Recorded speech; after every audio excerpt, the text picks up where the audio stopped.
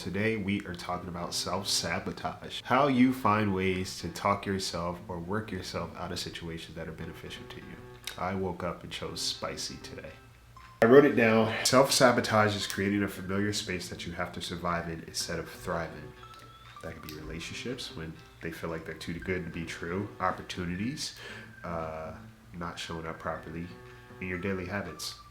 For example, your diet. Let's talk about relationships because I think that's a big one that we all have. It could be friendships, partnerships, whatever the case may be.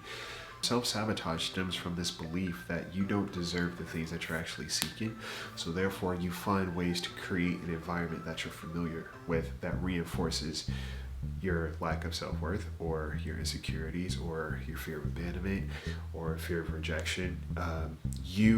It's kind of saying, I'm going to beat you to the punch. I'm going to hurt us both before you have the chance to hurt me. That's what self-sabotage essentially is, especially in relationships. It's creating a familiar dynamic versus embracing something new.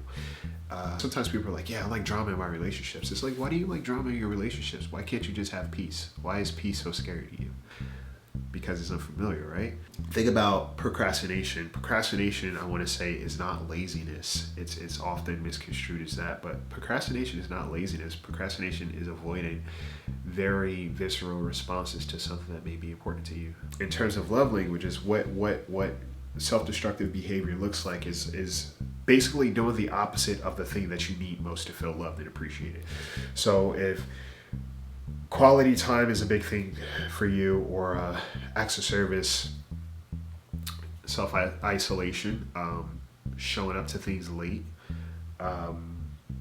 you're a diet, let's say in terms of a diet.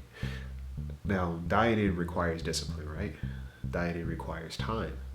Dieting requires focus and attention and diligence and determination. Now, if your love language is words of affirmation, if it's acts of service, if it's quality time, when it comes to your diet, you say, oh, that's too expensive. Or I don't have the time. It's time consuming. I don't have the time to do that. But think about how many hours you sit and watch TV or scroll on your phone. And that you have time for. And it's garbage. It doesn't do anything for you. But when it comes to taking care of yourself, I don't have time. Ask yourself why you don't have time to treat yourself the way you deserve to be treated.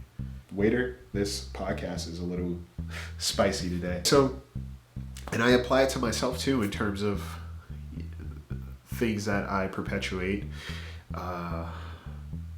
things that I create for myself.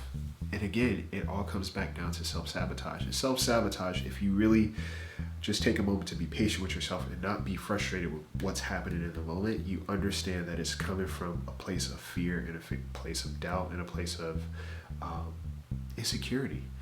And once you understand that and you embrace it, you can step more into the things that are important to you, no matter how uncomfortable they feel. Again, like I said, when it comes to love and relationships especially, not figuring out ways to throw a monkey wrench into something that's going well and that's consistent. Pay attention to people's patterns and behaviors, because that will give you an indication in terms of who they are and what they're about.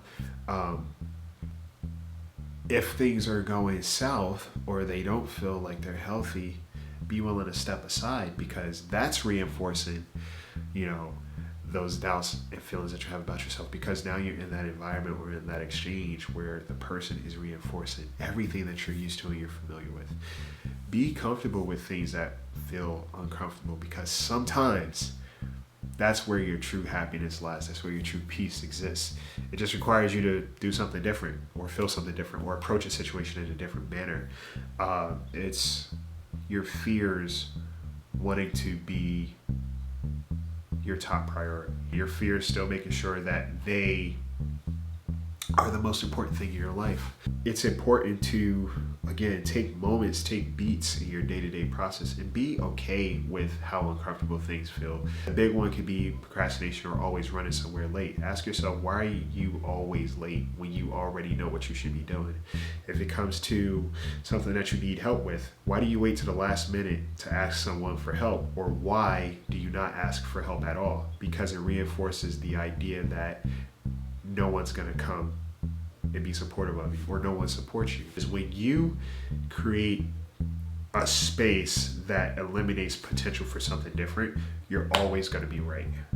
But when you show up and you're willing to be brave and ask for what you need or be the thing that you need, you now have a 50-50 chance, sometimes a greater percentage, to be successful.